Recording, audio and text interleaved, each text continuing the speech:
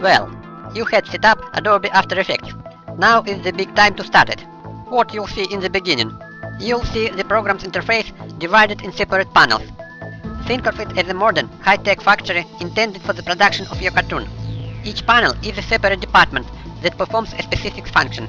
Let's take a look at the individual panels and their functions. The very first and the main panel is the project panel.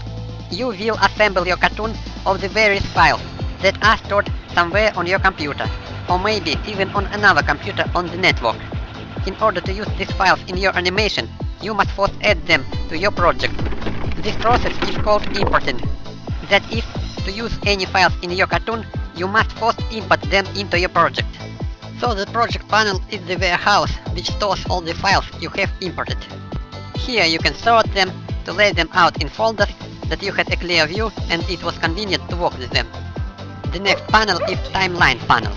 Timeline is a line of time. It is so called because on it our cartoon unfolds minute by minute, second by second, as it's shown in a history textbook. And so, the timeline is assembly line, which assembles our cartoon of the details that you have prepared in the project panel. And finally, the viewer panel. This is the monitor, with the help of which you see what is going on your assembly line, indexed on the timeline, and see what kind of cartoon you got in the end. Hey Stan, are you sure that this is indeed the appropriate greeting? Got no doubt, dude.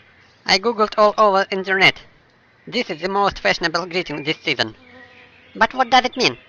Huh, nobody really knows the meaning of this inscription, but just believe me, it's awful fun. These three panels, project panel, timeline and viewer, are the main elements of the program After Effects. With them you often have to work. And now we can proceed to the creation of our first cartoon.